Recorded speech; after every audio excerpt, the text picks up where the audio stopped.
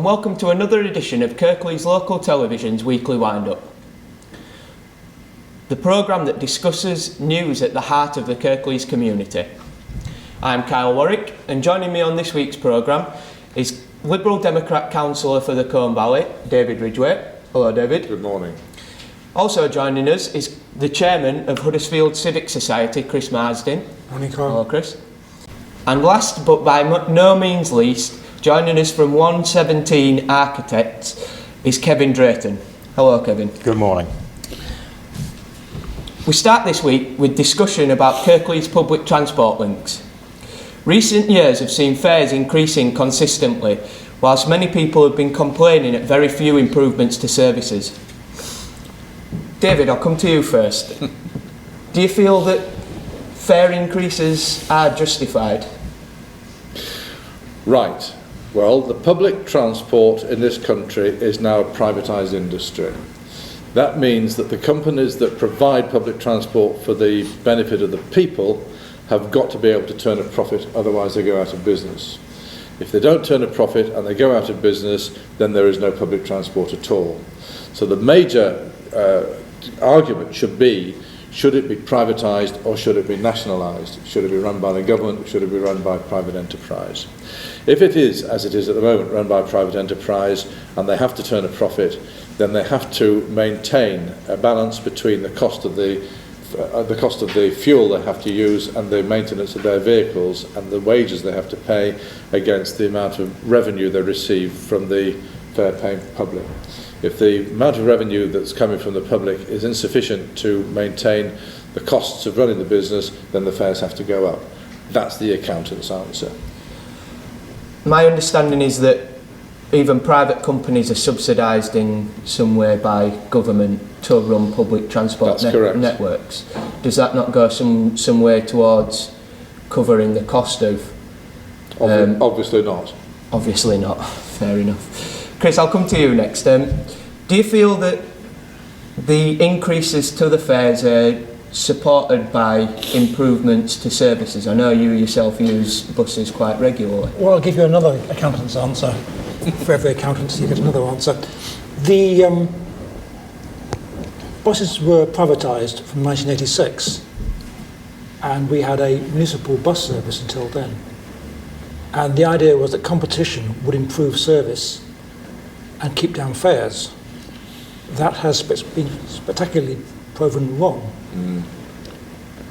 We have, in the words of the Competition Commission, in 2011, I think they reported that we had services that were worsening and fares that were increasing, and those who were losing were the public. In this area, we have virtual monopolies in that the cartel has carved up the business.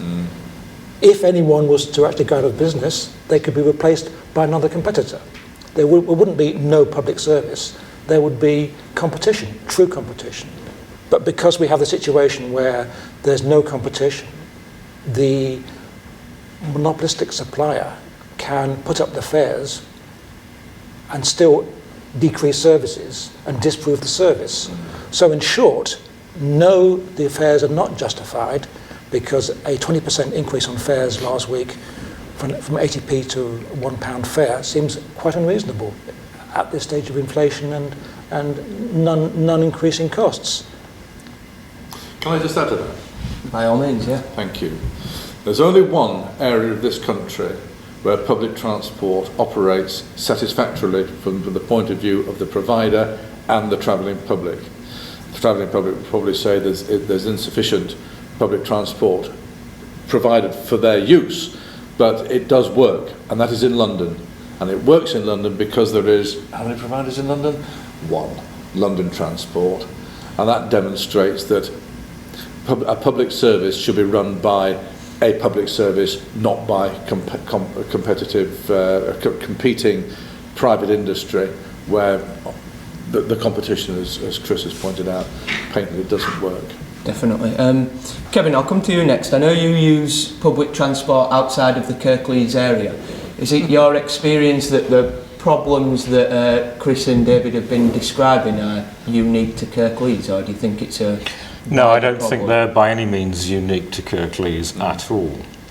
But I think in some ways a good test of a public transport system is when you don't know it, when you're not familiar with it. If you go to a new place, you go to a new area, you want to use the public transport because apart from anything else, you certainly don't want to be driving in an area you don't know. And you find out very, very rapidly whether the system works or not. Now, I'm not particularly concerned with an ideological argument as to whether it should be privately run or public service. It does need to serve the public in as much that it's irrelevant whether or not somebody's making a nice profit from it if it's not actually enabling people to get around where they need to get to. So, however it's provided, you need to ensure that we've got the coverage that we need in a particular area, that we have information about that system that people can access, and hopefully at the end of the day that people can actually afford to use it. Otherwise you only have an aspiration to get somewhere instead of the ability. Absolutely, yeah. You talked about sort of tests of public transport networks then. We have a big test of our public transport network coming up in the shape of the Tour de France passing through the area, which will see an influx of people coming into the area, undoubtedly wanting to use our public transport networks to get themselves to the site of the tour will pass through. Do we feel that Huddersfield's public and Kirklees' public transport network will be able to cope with that influx of people, David? Well, I hope so, because it's a massive opportunity for Kirklees to raise its flag to the top of the flagpole and to demonstrate that this is a good place to visit. It is a welcoming place for people to come to. If the public transport providers fall down on the provision on those 2 specific days, because there's a big day on the day before when a lot of people actually ride the route themselves, and a lot of people will come in on the actual day in order to see the tour go through. Now, if the public transport providers do not provide the necessary infrastructure to bring the people in to the route of the tour, then they will have failed a massive opportunity, and they will have failed a very large degree of the population who want to see this race. But having said that, I'm quite sure that the operators will do their best to provide transportation into the line of the route. The difficulty they will have is that the route, of course, will cross many of the bus routes, and actual traffic flow throughout the whole of the day of the tour will be considerably disrupted. But one day's disruption, fortunately in Kirklees a Sunday, one day's disruption is not necessarily going to detract from the opportunities that are available for the public transport providers to demonstrate that they can move the population around that need to be moved. Can I just say that I cannot believe that if the subject raises this much passion, it's not possible to get it sorted out. I imagine that it will be, and unfortunately this is all we actually have time for on this subject matter. But as you've said, Kevin, I'm absolutely certain there will be some of you out there who would like an input on the discussion. Please do so on our Twitter page, search @The Weekly Wind-Up, or send us an email on info@kirkleeslocaltv.com. Please join us after this short break.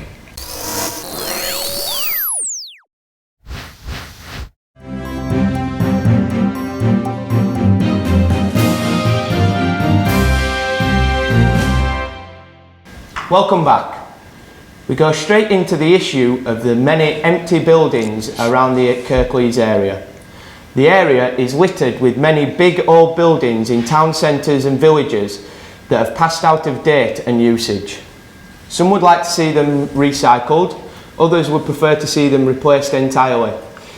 Yet, until it is financially viable for the owners to do so, some of the buildings will remain unused. Chris, I'd come to you first. What incentives are there for owners of Kirklees' disused mills and historic buildings to reinvent them? Well, empty buildings are an economic cost to the owner because they have to pay non-domestic business rates on them. So there is an incentive to keep buildings in use and rented out.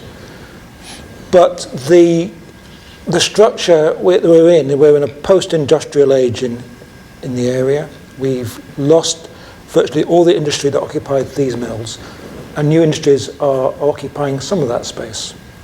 We've demolished many of our mills, and the council doesn't seem to want to encourage visitors to the town, having closed its tourist information centre. And Councillor McBride telling us that tourism wasn't a business in the area. So I want to see a change of policy where our streets are made more inviting, where class use on buildings is changed, so that class use means that the planning permissions for buildings are more flexible. I would like to see more housing being developed in mills. Instead of using greenfield sites, our brownfield and heritage buildings are there to be used. There is Home and Community Agency money to help convert buildings from industrial use into residential.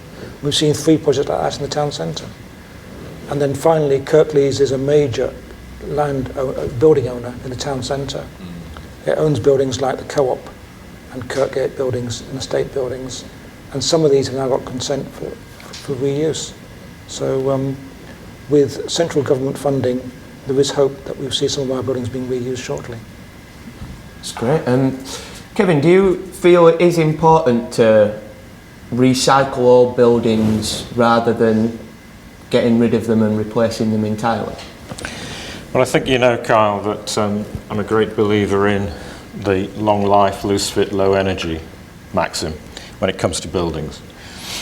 It does take an enormous amount of effort, money, energy, whatever, to put up a building, good, bad or indifferent. Mm-hmm. And we should give that as long a life as we possibly can. And the more flexible it is, the more adaptable it is, the better it's got to be. Many buildings, most buildings in fact, are surprisingly adaptable. I mean, the building that we're sitting in now was certainly not designed as a TV studio, but it's working pretty well, I would suggest. And I was also interested to hear you talk about out-of-date buildings. Well, I've not yet seen the best before sticker on any buildings in the town centre. And really, most buildings have got an almost indefinite life if they're treated properly. So physically, there's no reason why we can't adapt buildings, why they can't change.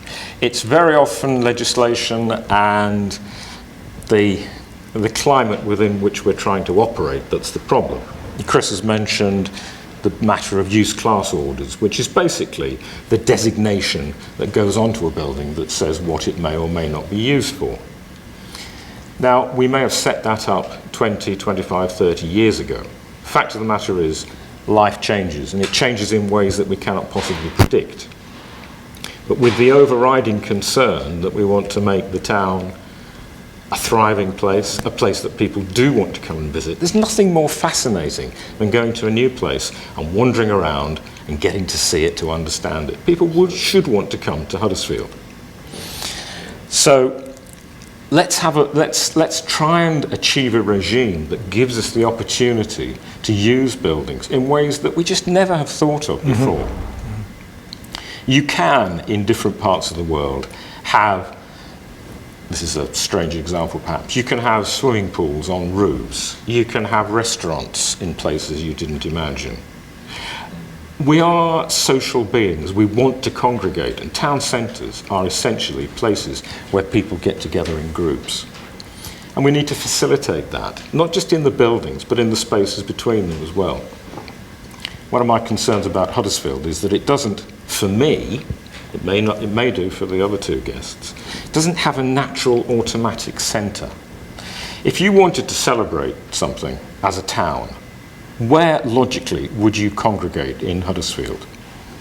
You may be in front of the station, it may be by St Peter's Church, but there's not one single obvious place, and I think that's something that we lack.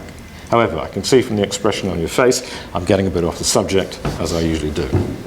No, not at all. I mean, I know you're definitely right on the centre of congregation. I know it very much depends on the event as to which area of Huddersfield they will pick to stage it in. So sometimes they have music events down by King Street. Sometimes, like the Festival of Light, a lot of it takes place in the square in front of the train station. But there is no one, St George's Square, thank you David, there's no one real fixed centre of Huddersfield as such. Now, I went to, of all places, Stafford for the first time, not so long ago, never been there before. And walking around it and just trying to get a feel for it, it was quite evident to me that the street pattern and so on converged on this one very clear urban space. And you could see people just enjoying being there. They weren't necessarily having to do a great deal. Just being in that space was obviously something that attracted them. And that's what we're trying to achieve, I would hope, in Huddersfield. Yeah, absolutely. I think that is definitely something we're aiming towards. It.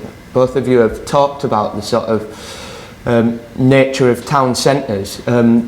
That's changed quite dramatically in the past 10 years, really, with the sort of build-up of internet shopping and the almost death of the high street. I think it's altering a little bit, really, but there's a lot of buildings, Kirklees council-owned buildings in the centre of town that some people would like to see turned into accommodation. I know some people have talked about the Co-op building on New Street. Is that something you would like to see happen, David? Yes, I would, but we mustn't give the impression that most of the empty shops in Huddersfield Town Centre are in properties owned by Kirklees, because the shops are actually invariably owned by private property owners, most of whom live away from the area, and certainly some of the shops which have recently come empty, I gather, are owned by a landlord who actually lives in Eastbourne, so one wonders whether his ideals for the future of Huddersfield are quite the same as ours. I'm actually quite enthusiastic about seeing buildings like the Kirkgate buildings, like the Co-op being brought into use for accommodation. There's been some work done on this, on the buildings between St George's Square and the bus station, and I think it's worked quite well. I feel that it's wrong for a town to have a sort of a day centre attitude and a night closure attitude. And indeed the City of London is a very specific example of that, which is why back in the 60s the Barbican facility was built, and there are problems with the Barbican facility in London now because it has very little support facilities, because the area around it's all commercial. So you've got to strike your balances. Huddersfield is fast becoming built up as a university town. 20 years ago, we'd never have thought Huddersfield would have been regarded as a university town, but it is, and it's become vibrant. Saturday nights in Huddersfield is exciting. Experienced many, David? Well, I have, as a matter of fact, because I've walked round Huddersfield late on a Saturday night with the Street Angels, and that was a fascinating evening. Young people are young people, and they do things that young people do, and it allows older people to engage their memories a bit. But Huddersfield is changing, and it's changing rapidly. And if these buildings are utilised to, even if it's only to accommodate student life, then I think that's a good thing, because the buildings are being used, they're therefore going to be maintained, they're not going to be put into a declining cycle, which will ultimately end in demolition, and I think that would be very sad. The good forefathers of Huddersfield have demolished far too much of the heritage of the centre of Huddersfield over the last 50, 60, 70 years. I'm talking about Cloth Hall.